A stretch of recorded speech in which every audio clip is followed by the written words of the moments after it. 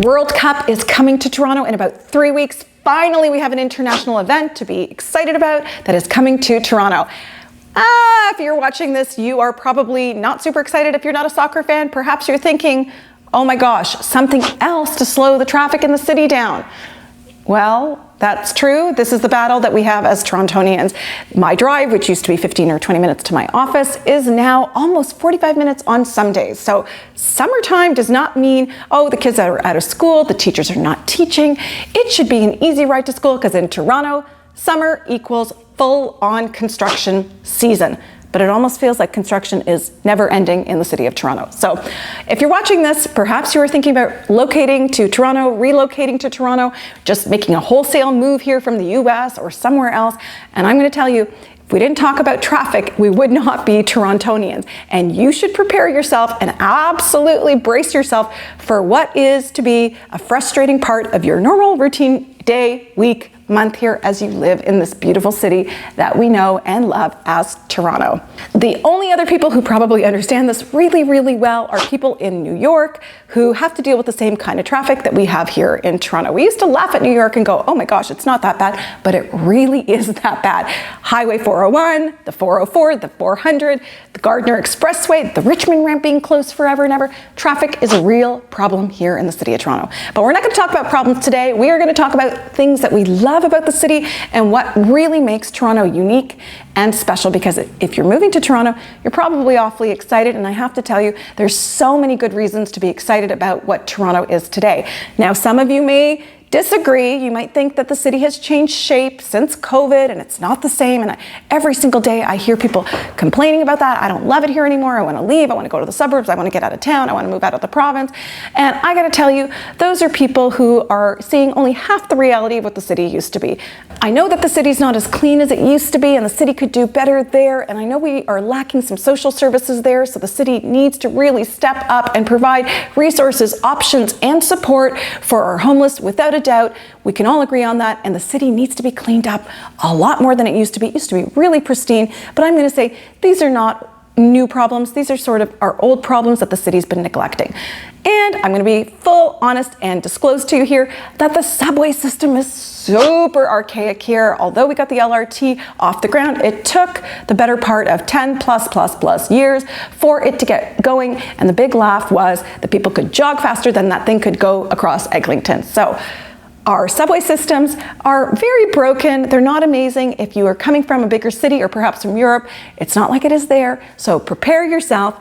You may be driving lots of places. You may be Ubering lots of places. You may be able to walk someplace faster than you'll be able to drive someplace. So be ready for that.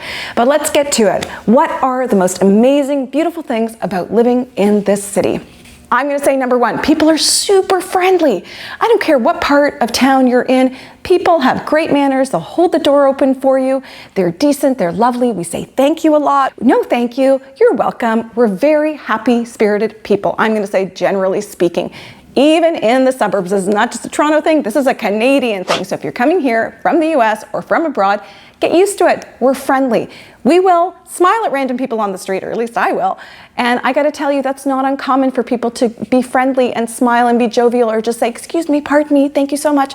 Number two, there are neighborhoods for literally everyone. And when I mean everyone, I literally mean everyone. There are communities that are very pedestrian friendly. There are communities that are perfect for cyclists or nature enthusiasts. There are communities that are amazing for families and raising young children. And within multiple communities, that truly is a focus and dominant feature. Amazing schools. So it's not like the best schools are only in one part of Toronto. Great schools are found across the city. With a little research, you can figure out the best schools for your little ones. Access to city services and amenities, amazing rec centers, hockey arenas. In all sorts of communities, we have really great access to things. If you are a parent of a child who's active, who likes to play hockey or soccer, in almost every single community, there are options there. We are a super culturally diverse city, and I have to say, I love that. You could be walking on Front Street downtown and listen, you hear all sorts of languages, and they are not from tourists. These are from people from our beautiful city, and it's a huge melting pot. If you're looking for a city with diversity and inclusivity, you're going to be hard pressed to find a better city than Toronto, because we do a really great job of doing just that. My sister is in Sicily this week, and I messaged her and said, hey, how's the food going? Are you having amazing eats? And her answer didn't surprise me, but it kind of did surprise me. She said, you know what? Toronto rivals for food. And I was like, wow. Think about that for a moment. We have an incredible food scene here, probably one of the best in the world, I'm going to say, where people come here to visit and they're like, I had amazing food. It's not salty like it is in the US. It's not overly greasy like somewhere else. Toronto food is just amazing because you have access to such diverse food across the entire city. So if you want a bowl of pho, or if you want to have some sushi, if you want to have Italian food, if you want to have Greek cuisine, if you want to have Bengali cuisine, if you want to have Armenian food, Turkish food, whatever, you can find amazing food literally within minutes of where you live. Or if you're wanting to stay home, you can always Uber Eats them to your home. But I gotta say, one of the best things about this city is we have incredible food in the 416 and the 905 and everywhere else. Within the GTA, you can find everything, and you're gonna love it. And what's really amazing is that if you're going for great, fine Italian food, for example, in the core of the city, you will not be surprised to hear people speaking Italian and to find out that a lot of the staff has come from Italy to bake here, to bake pastries, to make pasta, to do all of that kind of stuff. So we are really spoiled here, and that we are a very diverse city here at heart. One of the easiest things to know about the city is if you're contemplating moving here, we've got a beautiful waterfront around Lake Ontario, and that waterfront hugs the GO train that moves east and west throughout the city. So if you wanted a train ride, sometimes you're lucky enough to have a picturesque view from Etobicoke all the way to the East End. And I have to say, there is an opportunity. It may not be the ocean, but we do have a beautiful lake that gets even more green the further east you go, and it is a sight to be seen. And if you're lucky enough that you want to live in a condo down on the water, if you're lucky enough to find the ones that face the water, you are going to be spoiled and happy for the rest of your days. Now, I know some people moving in from the West Coast, that's all they want. They come to Toronto, they're like, I need a view of water. And so you're probably going to be in a community that's near the water. We have a lot of financial district workers that will settle in Midtown because it's an easy, straight shot commute down on the subway line to get to their office. You might be young and eligible and you're coming down here under 30 and you want to live somewhere hip and cool. You might be going to King West. You might be going to Liberty Village. The wonderful thing about this city is there are so many little pockets and boroughs throughout the city, and within each pocket there are multiple other little pockets. So you cross the street and the community changes. You go to another part of the city and holy crow, it's super diverse there, or the best eats are found here.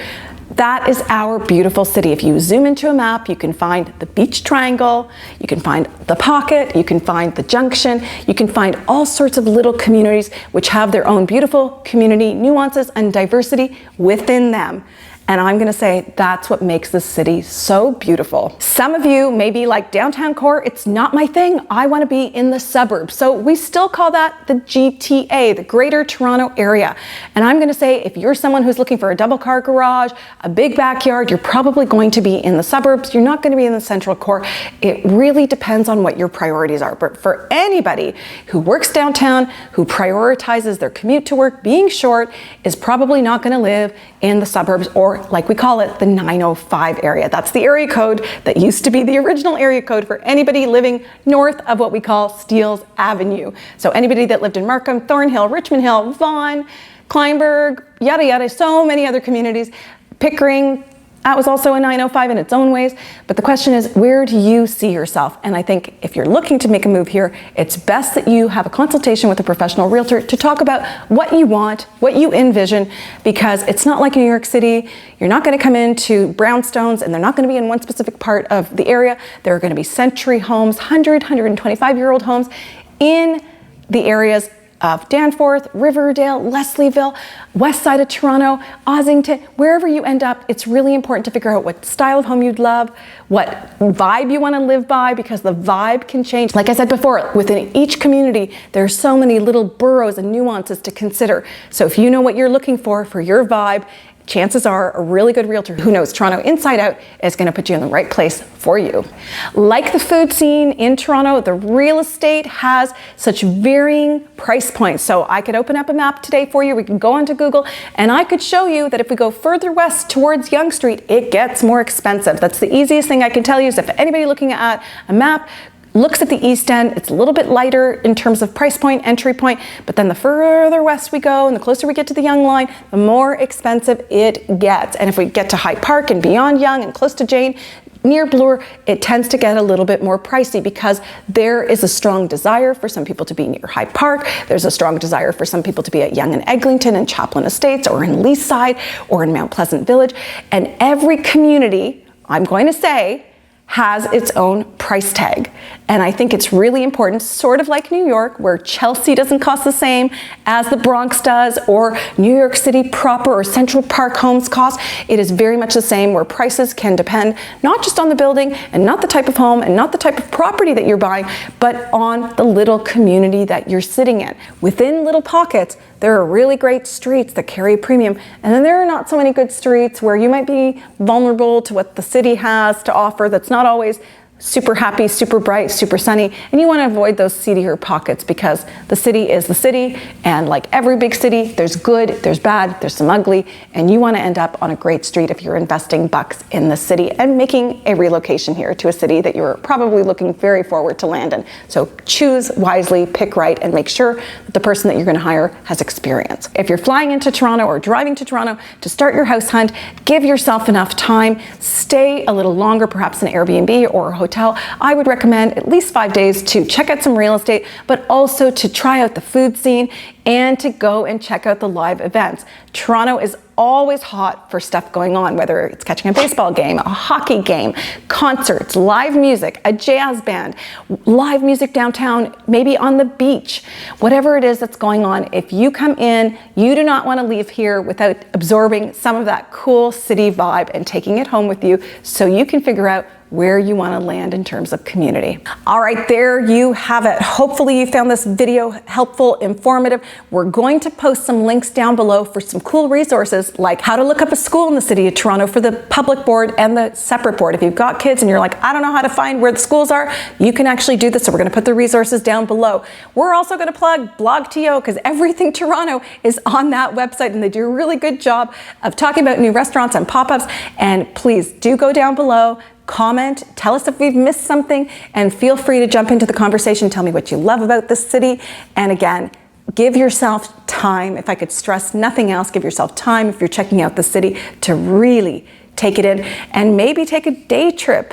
Come to Toronto, stay for a few days or stay for a week, and maybe take a little trip out to Montreal if you're feeling compelled, or go out to Port Hope or Cobourg and look at the waterfront in the East End, or head out to Niagara Falls. Give yourself time and space in this beautiful city to explore and see what's going on and take it all in. And I'm going to tell you, if you're feeling like you could stay for a week, then go out to check out Niagara Falls, or go out to Montreal or Quebec City and enjoy a weekend, because it is the hub and the city center of what's going on, is the heart of Toronto. But I have to say, amazing communities that are not that far away from here are within an easy reach of a drive, 4 or 5 hours, 6 hours perhaps. You can go out and see so much while you're in the city of Toronto, and you'll find out through an easy way why people love being here centrally located and what they do to get away for weekends. Maybe you're going up to Muskoka to check out a really cool cottage or a resort. So do me a favor, check out the links below, comment, tell me what I've missed, tell me what you love. And if you're relocating here and you need advice, hit us up, give us a call. We'd love to help you land in the right community for you.